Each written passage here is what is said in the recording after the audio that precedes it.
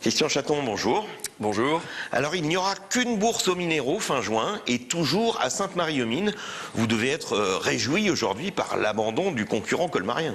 C'est vrai que je suis réjoui, mais je n'ai pas la victoire arrogante, ce n'est pas mon habitude. C'est vrai que je vous avais dit il y a quelques semaines ici même qu'un bras de fer était engagé entre les anciens organisateurs qui voulaient déménager à Colmar et la municipalité de Sainte-Marie-aux-Mines qui avait décidé de maintenir contre vents et marées cette bourse aux minéraux à Sainte-Marie-aux-Mines.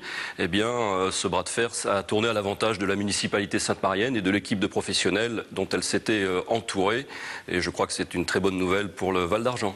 Alors, est-ce que vous pensez que c'est la mobilisation éclair, on peut le dire, de toute la vallée ou presque, qui a permis d'éviter cette scission définitive? Je crois que Michel Schwab et Mineral Concept ont sous-estimé deux phénomènes. Le premier, effectivement, c'est l'attachement et la capacité de mobilisation des élus locaux, des associations et de la population du Val d'Argent. Et le deuxième également, c'est l'attachement, il faut bien le dire, de très nombreux exposants venus des quatre coins du monde à cette bourse aux minéraux à Sainte-Marie-aux-Mines. Car c'est vrai que c'est un site particulier. La plupart des exposants sont des professionnels qui ont l'habitude de faire des bourses aux minéraux, des foires à travers la planète entière. Et en général, ils se retrouvent dans des zones industrielles, dans des grands hangars, sans âme ni chaleur. Et c'est vrai que le site de Sainte-Marie-aux-Mines, cette vallée verdoyante et particulièrement accueillante, eh bien, c'était quelque chose qui tranchait dans leur cursus, dans leur série de foires et de bourses après lesquelles ils courent toute l'année. Et alors, je crois que c'est un élément qui a joué en notre faveur. Est-ce que cette guerre des pierres, comme on pourrait l'appeler, va laisser des traces? Les exposants qui voulaient à Colmar vont-ils tous se reporter sur Sainte-Marie? Les exposants, vous savez, ils sont là pour faire des affaires. Et donc, à partir du moment où il n'y aura plus qu'un seul site, bien évidemment, ils vont tous se reporter sur le site de Sainte-Marie-aux-Mines.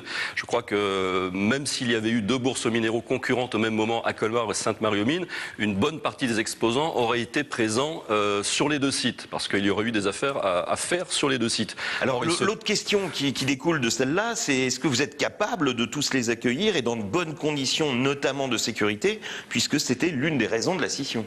Tout à fait, mais vous savez, il y a 2 ou 3 semaines, la commission de sécurité s'est penchée sur le dossier de la municipalité de Sainte-Marie-aux-Mines et n'a émis aucune réserve sur l'organisation de la bourse aux minéraux de la 49e édition à Sainte-Marie-aux-Mines, de cette organisation par la municipalité de Sainte-Marie-aux-Mines. Donc je vous avais dit il y a quelques semaines qu'il n'y avait jamais eu de problème de sécurité à Sainte-Marie-aux-Mines pour cette bourse aux minéraux et qu'il n'y en aurait pas à l'avenir. Et je crois que la commission de sécurité vient de le confirmer. Alors dernier point, pour vous c'est quoi? La victoire du public sur le privé ou la victoire de la vallée contre la ville? C'est la victoire du cœur, je dirais. Voilà, je crois que c'est une belle expérience qui nous a montré que nous étions capables de nous mobiliser autour d'un sujet fédérateur et je crois que ça pourra nous servir par la suite dans le Val d'Argent parce qu'il y a d'autres sujets sur lesquels nous aurons besoin de nous mobiliser à l'avenir, je crois. Christian Chaton, merci. Merci.